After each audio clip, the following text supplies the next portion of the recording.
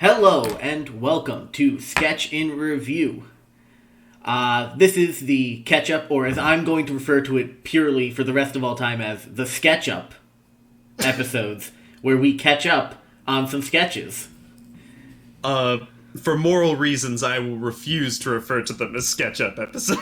That's fair. I thought of that in like the 5-minute break between watching this episode and when we record. So this one is the catch-up episode for Kieran Culkin and Ed Sheeran. First broadcast on November 6th, 2021. Want to hop right in? Back in. Oh, that's going to be fun for me to edit out. Yeah, well, I need to do it too, so don't worry. True. Alright, so we'll hop right in. Yep. Cold open. So our cold open for this was Judge Jeanine Pirro, a classic character from in Cecily's repertoire. Normally appears on Weekend Update, so has been moved up to cold open status, which is fun. Yeah, she's a lot of fun. It's a good character. Mm-hmm. Yeah, I mean, let's face it, just crazy wine mom. becoming gradually more aroused by crushing human rights. It's a pretty good character. Yep. So we get Judge Jeanine Pirro with her Judge's Report TV show, and her first guest is Aaron Rodgers. So a bit of recap of that week in the NFL. Wednesday. So Aaron Rodgers does every Tuesday he goes on the Pat McAfee show and does an interview. You can see that at youtube.com/Pat McAfee show. Shameless plug for one of my favorite sports shows.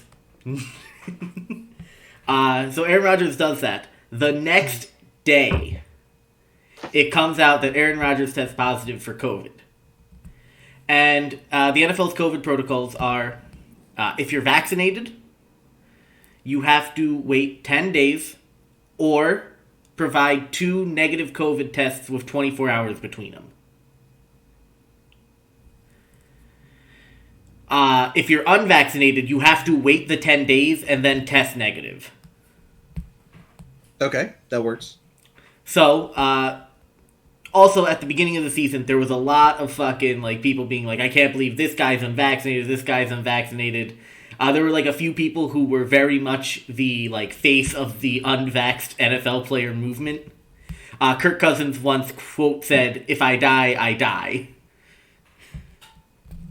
Which is a wild fucking statement. He also said that he'd rather put himself into, like, a plexiglass fucking sealed room instead of getting the vaccine.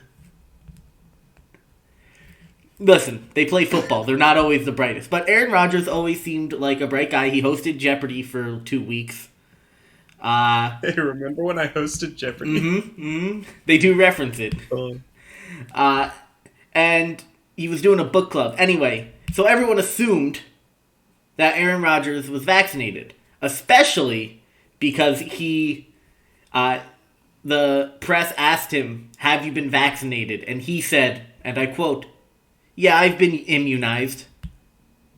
What does this mean? He went through his own holistic, possibly homeopathic, solution to get himself immunized from COVID-19. He petitioned the NFL lied. But you gotta remember, he can throw the football really good. Anyway, so that Wednesday, that news breaks that he's unvaccinated and will miss the upcoming football game. That Friday, he gets on Pat McAfee show again and just torpedoes his fucking career. He gets on there and he's like, "I didn't lie. I might have misled, but that's because you didn't ask a follow-up question." Yeah, I didn't want to get... I'm allergic to part of the mRNA vaccine. I'm not going to say which part, but I am. And also I was afraid it might make me infertile. He dropped all of I'm these in the span of 10 minutes, and he was like, I've been consulting with some people, my now good friend Joe Rogan. He hit every fucking, little thing he could have hit. God damn. He said, I presented my own 500-page report to the NFL about the immunization treatment. Christ! Jesus Christ. Oh. Imagine being allergic to one of the building blocks of life. I know, right? Sorry. Anyway, so her first guest, Judge Janine Pirro's first guest, is Aaron Rodgers. They have Pete Davidson play Aaron Rodgers dressed up in the same getup that he was in when he was on Pat McAfee's show on that Friday. And basically it's just a quick little gag about him not wanting to take the vaccine. Pop a quick fun. Anything you want to mention about that little bit? It was effective. It did the job. Short, sweet, and to the point, which I think might be like the theme of this episode, really. Yeah. There were some things that meandered a little bit. Mm-hmm. One thing that you're going to comment on very soon that meandered. Oh yes, but first, so then we move to she's interviewing Youngkin, who won the governor's race in Virginia that week. And they're talking, and they crack the usual jokes of Republicans don't know what CRT means. They just repeat it like a fucking buzzword. Yep. Which, yeah. And then we move to Heidi Gardner playing a concerned mom about which books she would like to ban. And just a really, really solid.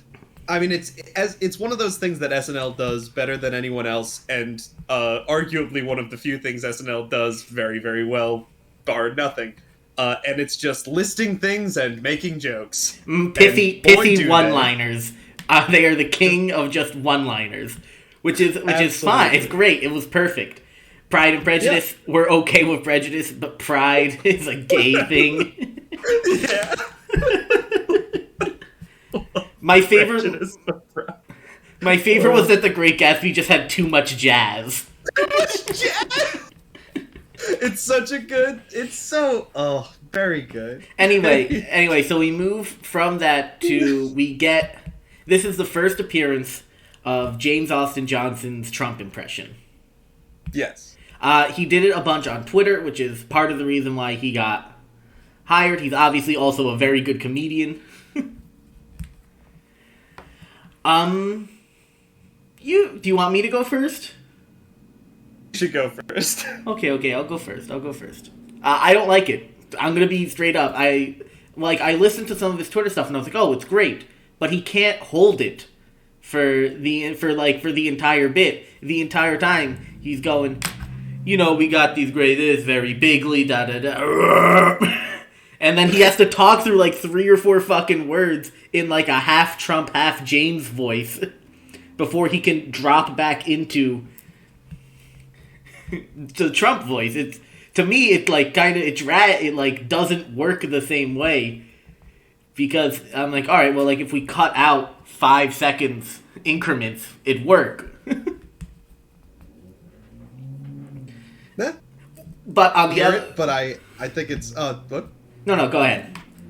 Yeah, I don't hear it, but I think it's I think it's valid. All I'm just hearing are I think he gets the character better than a lot of people do. Mm-hmm. I think he gets the point, the whole joke that they had in that part was so good, where he's like, can I get 60 seconds up on the clock? And then they put, and this is a thing that happens on these political talk shows where all of the person's points are illustrated on the right side, on the right panel.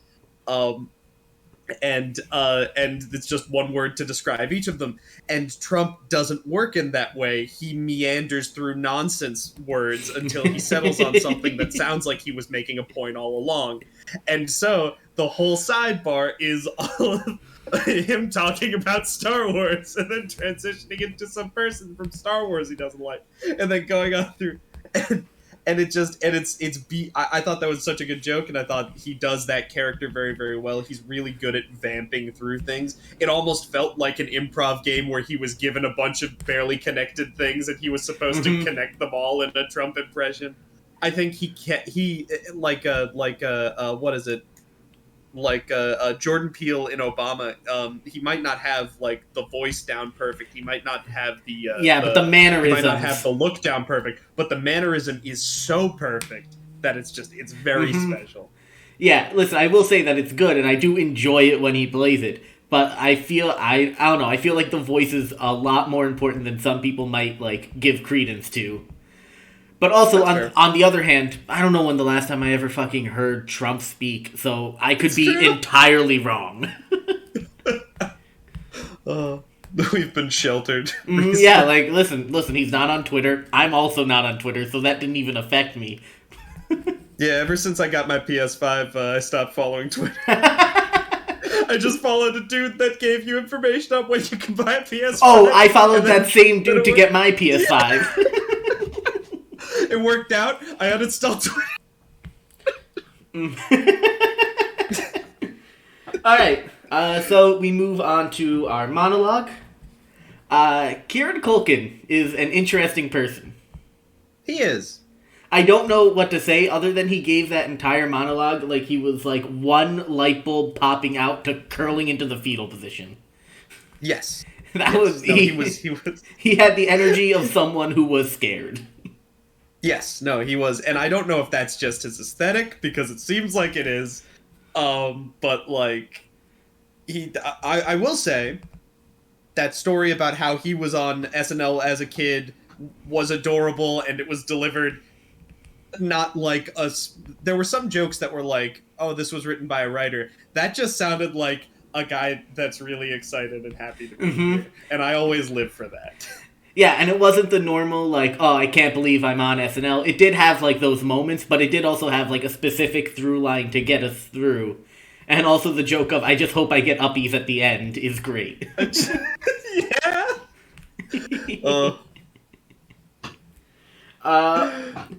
He apparently appeared in 3 sketches in the 90s, when Home Alone was huge. That's right. 2 of which non-problematic, as he said. Yep, and let me say, as Meatloaf said, 2 out of 3 ain't bad. That's right. Can we also point out that he calls Macaulay Culkin Mac? Mac? That's very special to me. It's the weird... I don't think I could ever imagine anyone else calling him Mac. Yeah, because he's his brother. It's a brother name. That's so special. That's so good. That's so pure.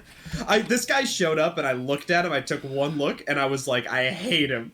And then, like, you saw his scared monologue. You heard him talking about uppies, and it's hard to hate him after that. I think I just have this unnecessary hatred for everything that is Succession. For no reason. Just hate Succession. How do you feel about Billions? The Kipo character? No. Billions, like the fucking... It's a different show about ultra-wealthy people, I believe. Oh, I'm not gonna watch that. It's like... I think it's like network version Succession. Listen, I'm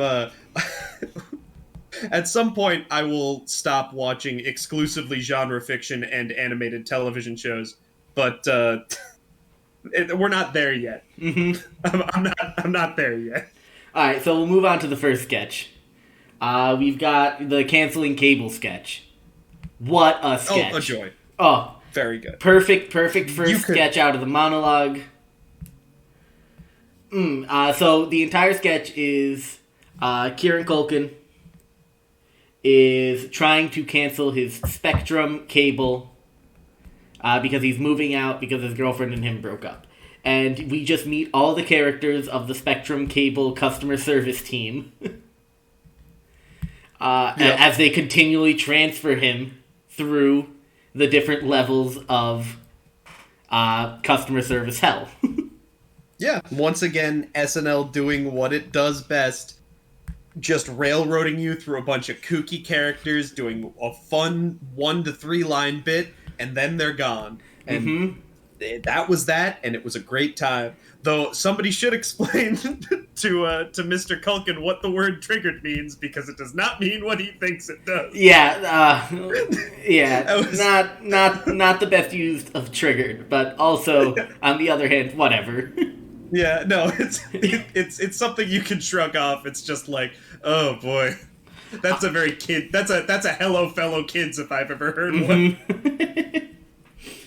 Fucking yeah. I loved everything about it was perfect.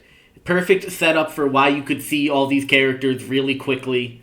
The interlude between getting being on hold, where they have those different statements. Want premium channels at no cost? Not gonna happen. We'd lose a ton of money. Oh god, I forgot how my favorite those was. Those were great. Fucking then they transferred him to Domino's. Yes.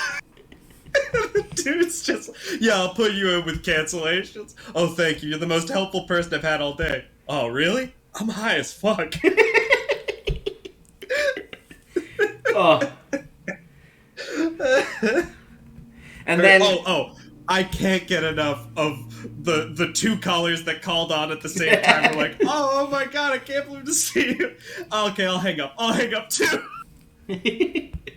Yep, and it's fucking Melissa Villaseñor and Sarah Sherman, who occupy the same like performer space in my mind for some reason.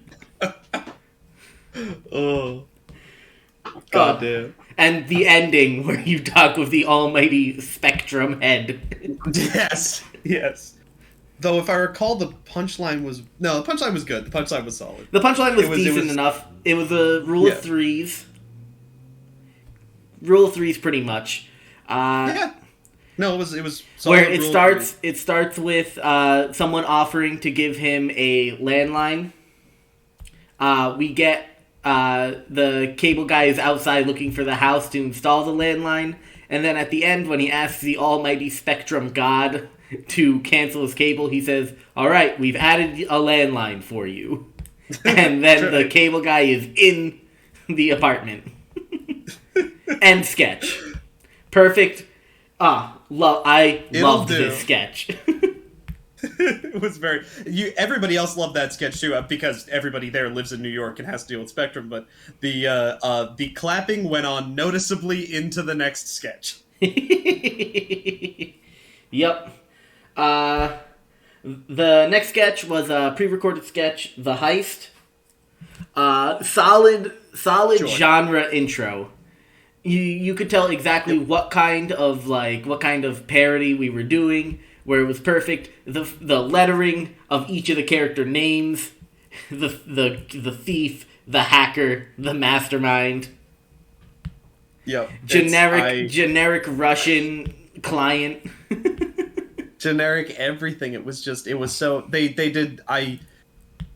it's one of those sketches that like they could have SNL'd it up. They could have threw in a bunch of like side jokes that distracted from the bit, but no, it was very pure, very solid. We had one joke, we played to that joke as well as we could, and then it ended. Mm-hmm. And it's a solid joke. The joke is, we need to steal an antique car. We send in this the plucky young character that thinks he's hot shit, and he can drive any car except he can't drive a stick shift. And it's all about everybody calling, all about the other people involved, all calling him, trying to talk him through it, and he's like, yeah, I got this. I can't do this. This is ridiculous. It was great. It was solid. There's not much you can say about it. Yeah, listen. There's something about just perfectly executing a joke in 3.5 minutes. Yeah, it's the interesting thing about SNL sketches. Is that this will not be sketch of the night. No, nope. It was perfect. It was contained. It was that, but that's all it was. It doesn't stick with you all that long. It was mechanically well built. Okay, good. Next. I watched live, and then we had to, and now we're doing the sketch up episodes. I forgot that this sketch existed before we watched. Yeah. Also, I've realized now Mikey Day's voice is so perfect for just confused straight man. Because every single time it's just like, I think that's a stick shift. Oh. Alright, so after the heist, we move to the Dion Warwick show. The Dion Warwick show was a sketch from last year, in which Ado Wodum played Dion Warwick. And it was right around the time Dion Warwick just got a Twitter and was slinging mad beef with Wendy Williams and just commenting random shit. Oh, it was great. Yo. That's very good. Mm-hmm. Anyway, so this is yeah, much like I think you know what I realized is, once you pointed out, is that a lot of SNL's best sketches are just, all right, we set up a situation where we can cycle through weird characters and they don't have to be here too long. Dion Warwick is another one. Instead of weird, crazy characters, we just have celebrity impersonations, which is perfect. I'm of a different mind with this one. Really? And this is the thing is, I think this is one of the sketches of the night that I'm torn between, because Egg Odum's Dionne Warwick impression, spot on. I don't know if it's really good. I don't know the performer outside of this sketch. Obviously I know her music, but I didn't know anything else about her. But the point is, she's a really good, really strong character. She does a really good job with it, and better than any of the really impressively, to someone that doesn't know the character, through her just doing this sketch and acting through all of these different characters, it builds up to the point where it is a very satisfying conclusion at the end, where she meets herself, and then you get to see her interact with herself. Like that, it's very impressive from that angle, and I really like that. What I don't like is the shitty celebrity impressions trying to steal the spotlight. I think the Miley Cyrus impression was weird. And I get it. I get the beats they were running. She was just it wasn't as strong as the Dion impression, and it took the spotlight away from her. And then the second one, I don't even remember what it is, and I don't care. It was Kieran Culkin. I forget who he played. It was Kieran Culkin playing Jason. Oh, Mraz. yeah. I was born with this hat. That's half a joke. That's not a joke. And then I'm super fine with the walk on. It didn't distract from Ego's character with the Post Malone, because it was just her reaction to Post Malone. Mm-hmm. That was good. What works is this between two ferns. What's his name? Ed Sheeran. What's the? No, well, yes, but what's the name of the Zach Galifianakis? No, not the guy that does Between Two Ferns. The name of the guy that does the other show that also brings on celebrities and fucks with them. Oh, Eric Andre. He's super famous. Thank you, Eric Andre. This Eric Andre Between Two Ferns sort of vibe where they bring on real people and she does this character at them. I think that's really strong, and I love that. But the other stuff I can give or take. Anyway, strong feelings about this for me. So yeah, I think that Ego carries it forward enough so that we get our satisfying conclusion where Dionne Warwick comes on and they sing a song together. Oh, so special! I loved that. That's the best part about SNL. You never know who's going to show up in a sketch randomly for no reason.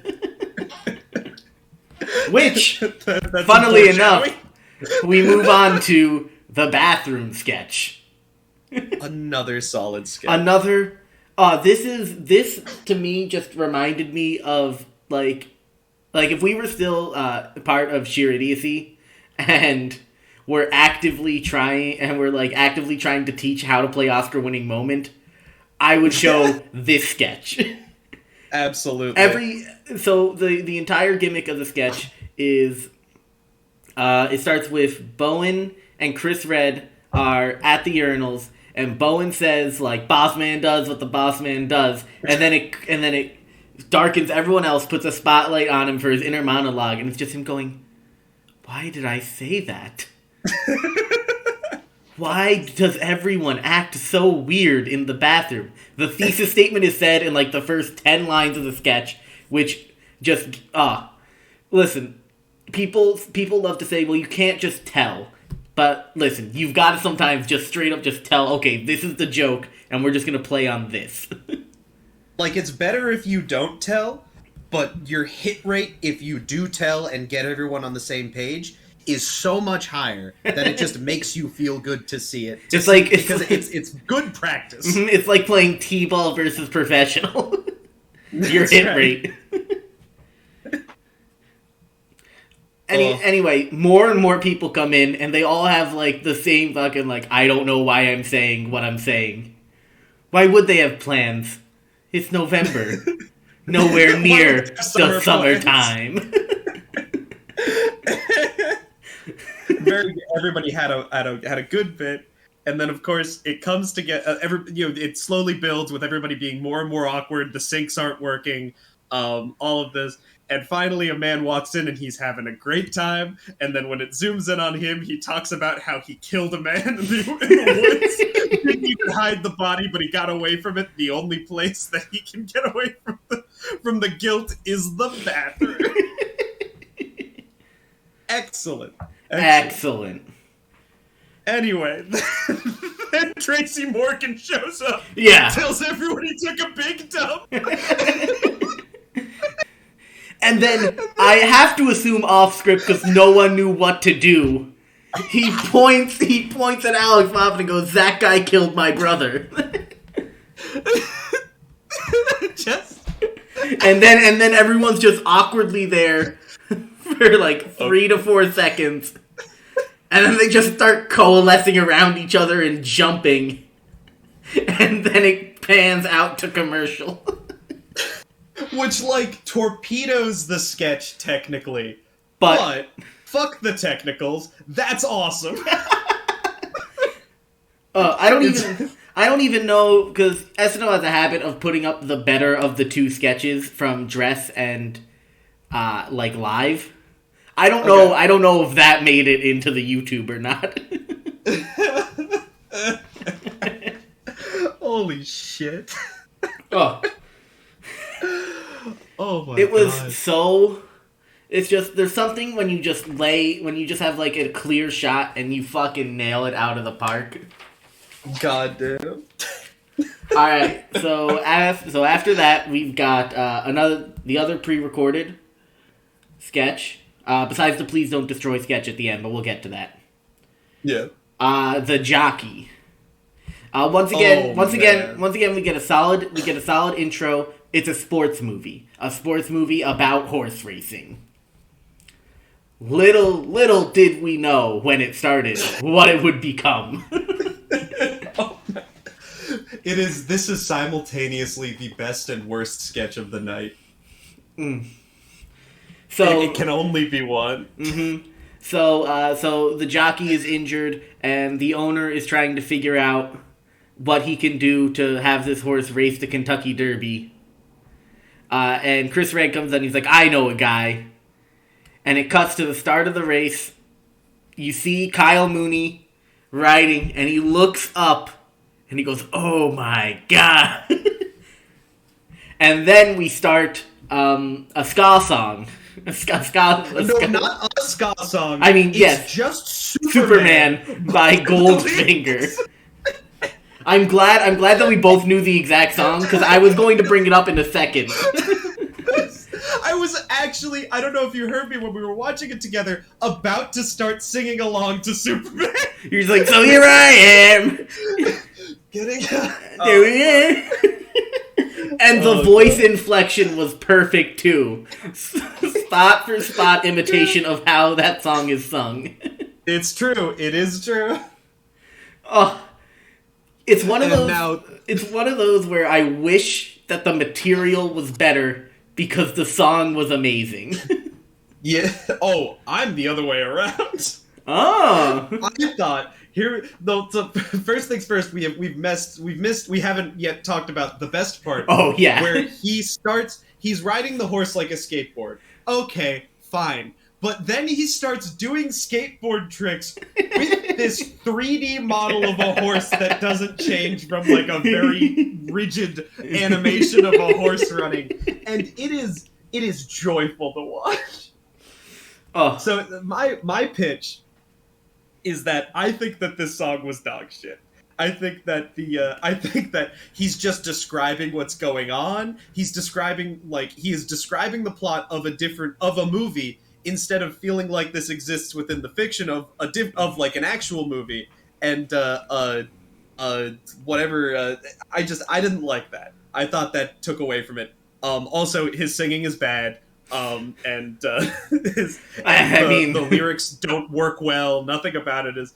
But I think what they should have just done was a classic something wild happens and regular characters comment on it SNL sketch where he's doing the or just play it completely straight, play actual Superman and then show the horse tricks and then cut to him breaking down his neighbor's fence like after he wins the race and he's still going. Like, I think the fun is horse tricks. The fun is this absolute batshit stuff that's going on, not your bad pastiche on a fucking 90s kids sitcom or 90s kids movie. Yeah, but that's why it's. I don't know. Once we got into the song itself, I saw it more as a parody of ska music videos. As opposed to a pastiche of 90s sports films. Yeah. I mean, if they leaned into that would have been exactly. Great. That's why I said I wish the material was better, because the song part, I thought it was funny. I mean, obviously, yeah. I also love the fucking, like, and if I ask him really nice, he does a kickflip. Yeah. And when he grinds the horse, like, just, it's so frustrating because this is something my friend says about a lot of things. If it were only a little better, it would be a lot better. And it's so easy for it to be a little better. Mm-hmm. I'm glad. I'm glad that we have this sketch though. Oh, me too. No, this is not something that the world is better without. It's so good. All right, so next we move on to Ed Sheeran, our musical guest. Yeah. Listen, he's Ed Sheeran. Everyone has their opinion on Ed Sheeran. That's right. I like Ed Sheeran. I think he's fun. I like the way his voice goes. Ah. So this was an old song from 20... Oh, I said 2016. I don't know when okay. Specifically. But it is definitely not a new song that he was singing. Yeah, I don't know about his second song, but this one I've heard a lot. Unless I'm wrong, I don't know a lot about it. Yeah, listen, I could just be calling the shot. Yeah, I don't know enough about Ed Sheeran other than that he produced Yesterday, the film about the Beatles, kinda. Produced and was like a pretty minor character, was like a supporting character.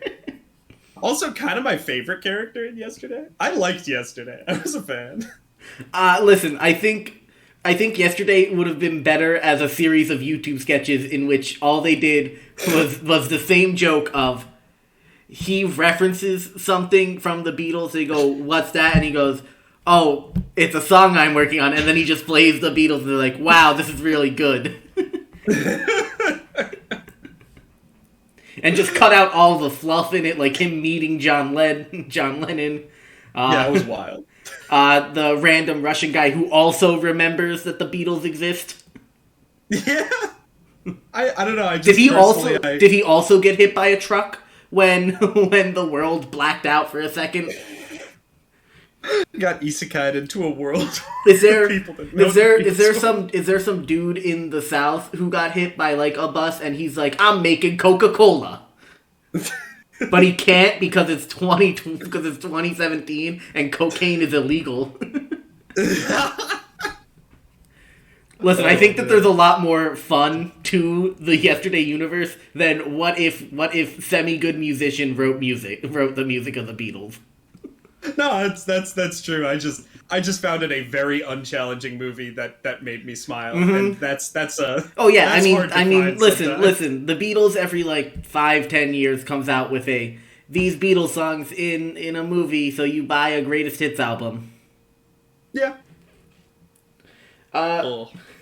Also, his sweater sucked. Ed Sheeran's sweater sucked. More about Yesterday on our Yesterday fan cast. It's funny because I haven't even seen the film. I've only seen the movie clips on YouTube. You sounded like you saw it, so you basically got the experience. Yeah, I know everything that basically happens.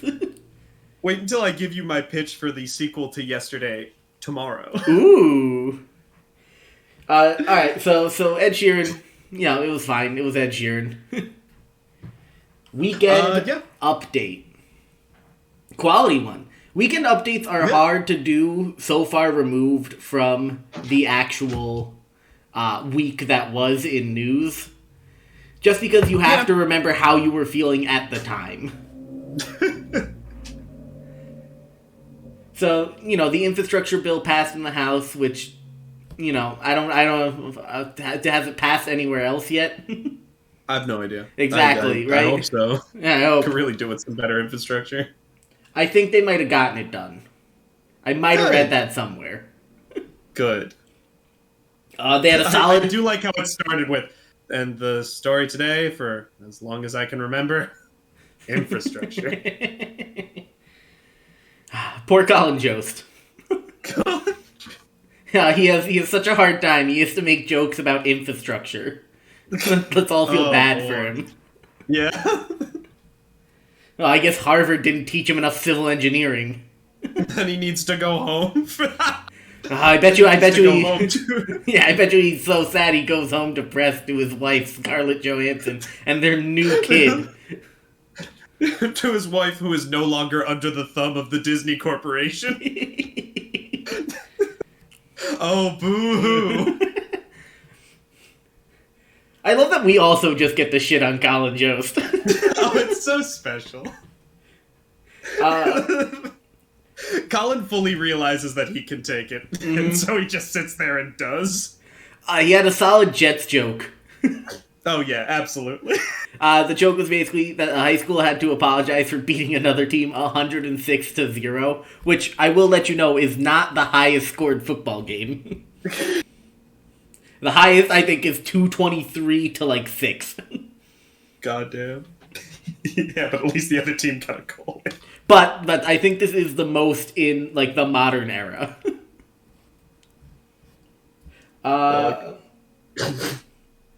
Anyway, and also Michael Che's joke about infertility month, because he thought it'd never come. Just a little pun. Just a little pun for the rest of us. Mm-hmm. Very good. The featured segments. Yep, so first... sorry, any other jokes? No, I mean, do you have any other jokes? It was a weak joke. I think there was one... No, they were all good. I liked them. But the Robert E. Lee joke was good too. I forget the Democratic loser in Virginia for the governor's race. He said it's okay. Losers from Virginia generally get statues. So we moved to our first feature performer, which is Ice Cube. And Ice Cube had recently, at the time, been kicked off the set of Oh Hell No, because he would not get the COVID vaccine. Solid bit. Keenan plays a very good Ice Cube. He does. It's weird. Because his voice is it comes and goes from Ice Cube to just Keenan trying to be Ice Cube. He looks nothing like Ice Cube. But that entire time, Ice Cube's sitting there. That's right.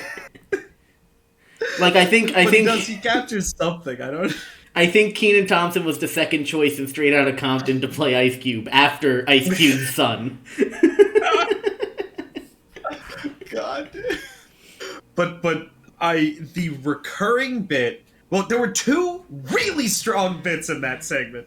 Where the first one, where he just listed a bunch of movies that were Ice Cube movies that he wasn't able to be in. And the progression was great. What was the last one? I forget. Damn. I forget too. That's sad. Yeah, but it was. Oh wait, no, it was. Well, there was Mamma Mia cubed. Oh, I think that was the last one. Yeah. Which, so perfect, because they have made a Mamma Mia 2, for all you Mamma Mia fans who do not know of the sequel.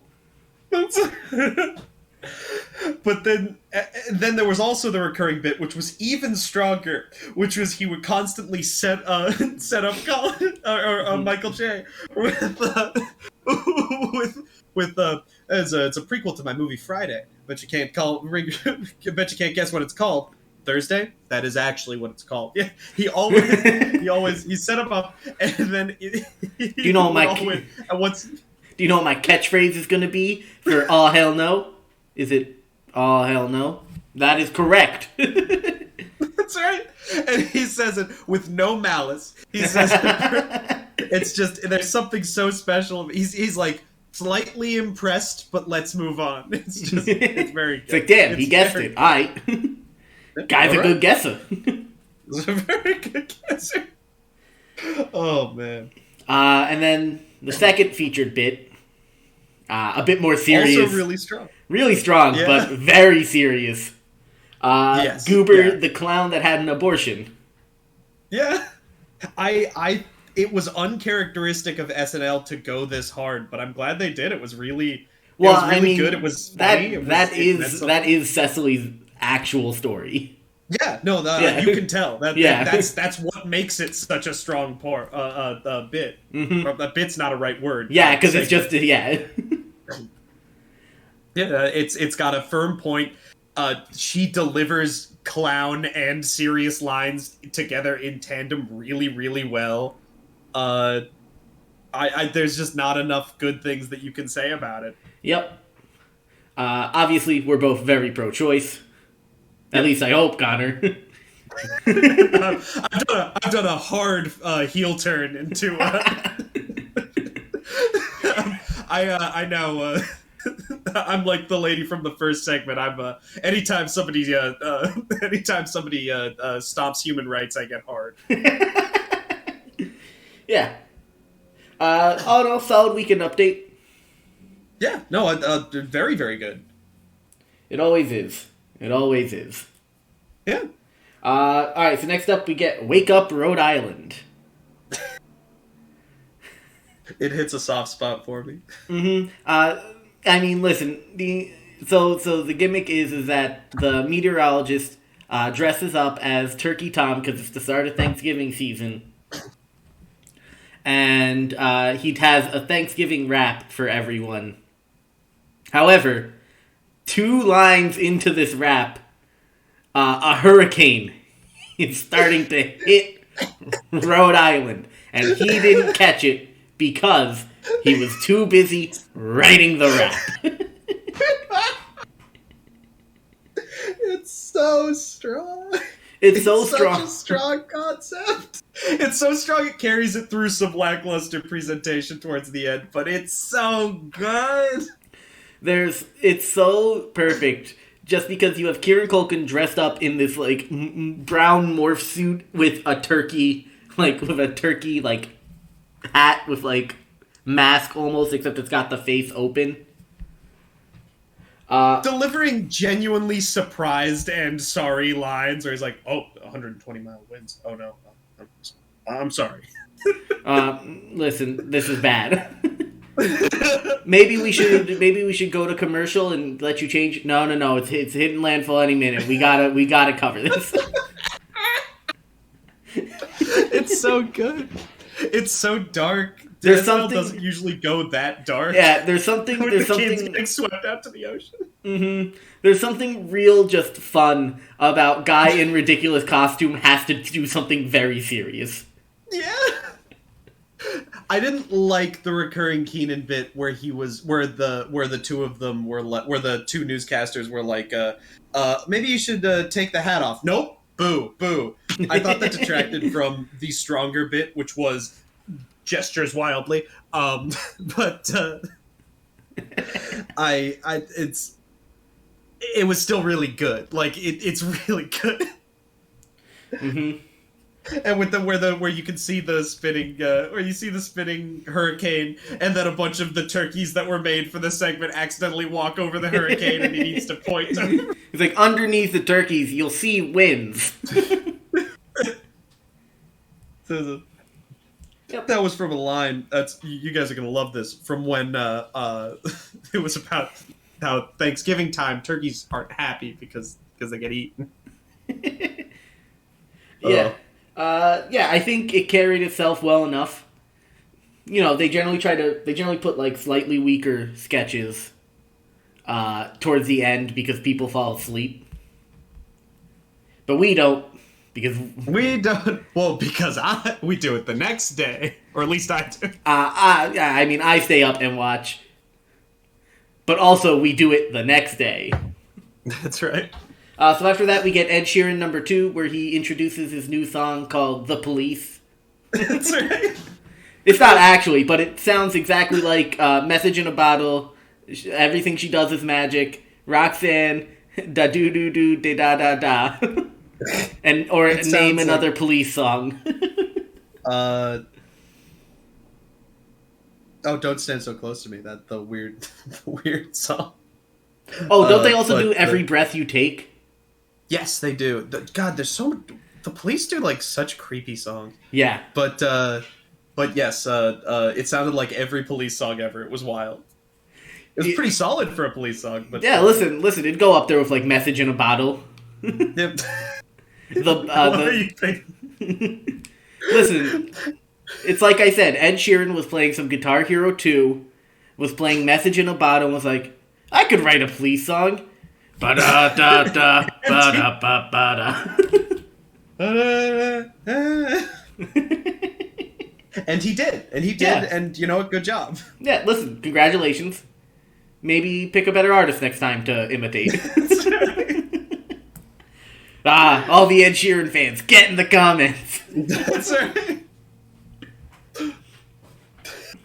Now's a great time to pitch the the email.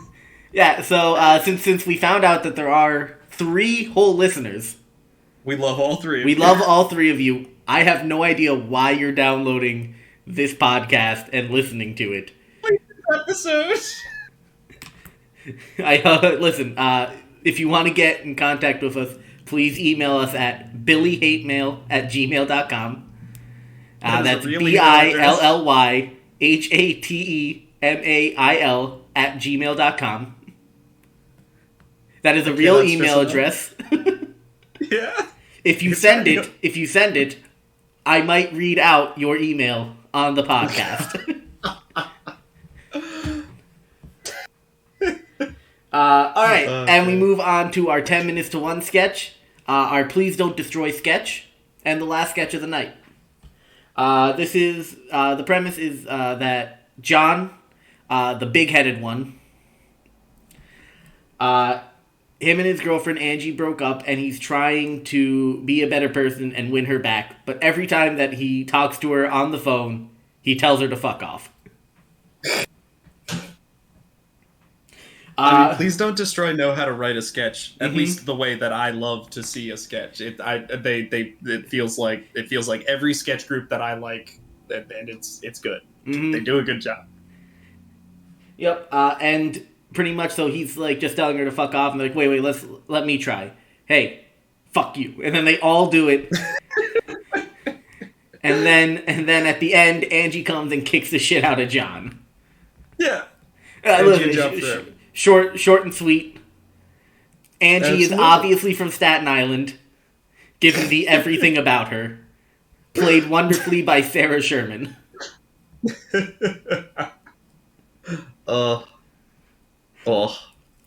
Yeah. Just a quality sketch all around. Alright. Now we move on to our awards of this week. So, Yes.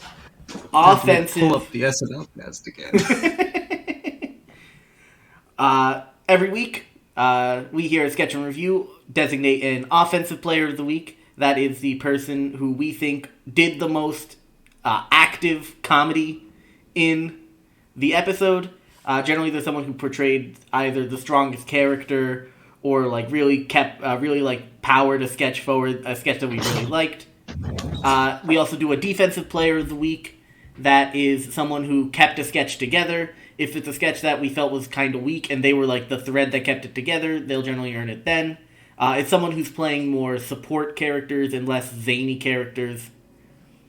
And we do a sketch of the night, which is just our favorite sketch from the night. So we'll start with offensive player of the week. Connor, do you have the cast list ready to say your offensive player of the week? I do. I'm going to go with Cecily Strong. I think that I believe she probably did a bunch of other roles very well, but it's just the clown role was a really, really hard one to do, and she nailed it so hard that like there's just no notes. Like just very, very good. She managed to get a message across and also be very, very funny at the same time, and I think that is so hard as to necessitate offensive player of the week. I would agree. I think that her work in the cold open, absolutely kept. I mean, I've loved her Judge Janine Pirro bit ever since it first started because it's just so wacky. And the thing is I had to go and watch a Judge Janine Pirro clip, like a real one, just so I could see how perfect it was. Note for note, perfect. Cecily Strong is obviously the offensive player of the week. She did so much work for this. Really proud of her. Great player. As we go full sports talk mode. Next up, we've got defensive player of the week. I think that I gotta give it to Mikey Day.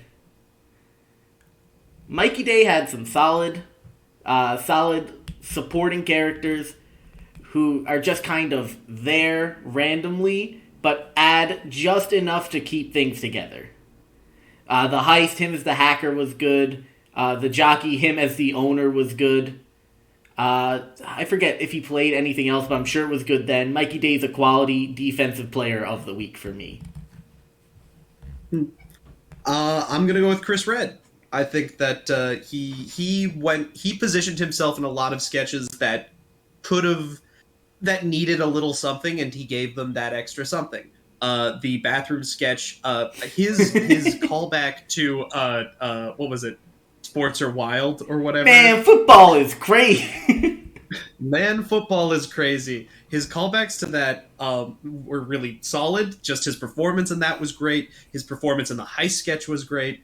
In all of them, it was the Heist sketch performance. He was the funny character, but it wasn't because he was playing an over-the-top character. It was because he was knocking back all of these questions really, really well. Everybody was like, "Do you understand?" He's like, "Yeah."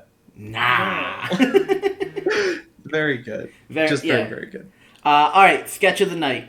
For me, sketch of the night is the bathroom sketch. I think it was so fun, and so because there were a lot of carousel sketches where we have zany characters come in and out, and I think that Canceling Cable is another good contender for sketch of the week. If it was another week, that might have won sketch of the week. But the bathroom is so quintessential. It's also just I understand it so perfectly because I've been in a men's room like that before. I have been in that situation where I'm like, what am I saying? Also, the way it ends is special. The punchline is special. I'm counting the punchline as the "I murdered a man," not as the "I just took a big dump. This man murdered my brother." It's a really strong sketch. For me, I am trying to convince myself to make it the horse sketch. I don't think you can. I don't think you can convince yourself to pick something so fundamentally broken as sketch of the night. But I need to fall back on the visceral joy of watching someone do a kickflip on a poor 3D, or not poor, but on a rushed 3D rendering of a horse. That's so special. Yeah, That's listen, really, you can really you special. can really like it, but it's not like specialist sketch of the night. I think it might be. I think you're doing a great job at convincing me that this is sketch of the night by providing resistance to it. Listen, listen. I'm just saying that whenever you say a sketch of the night now, I might just be like, and remember, the Jockey was his sketch of the night for Kieran Culkin's fucking episode. And I'll stand by it. I'll stand by it. That's so special. Watching the part with the dude with the Poe and Yang talking about his azaleas. Where they walk on Mount Rushmore and everyone starts smiling. It's gotta be. They went so long with this sketch. They threw so long for its metaphor. And I don't care if nobody caught it. I respect the effort. I love it so much. It's horse sketch for me. Okay, you heard it here first. Horse sketch. Sketch of the night for Connor. Night. Who would have thought? Oh. All right, that's it for this episode. We will also be doing another SketchUp episode tomorrow, so these will definitely get uploaded pretty much like one day after another. Yeah, probably at the same time, to be honest. Mm-hmm. On my end, at least. Oh, yeah. So, we'll see you then. Our next episode, weirdly, is the Simu Liu and Saweetie episode, which is 2 weeks after this episode, since we already covered... Oh my god, who was it? Oh god, Jonathan Majors. Yeah, Jonathan Majors and Taylor Swift. We already covered that episode. Yes. So, until then, have a wonderful evening. Connor, you want to leave them with something? No. Bye. Bye!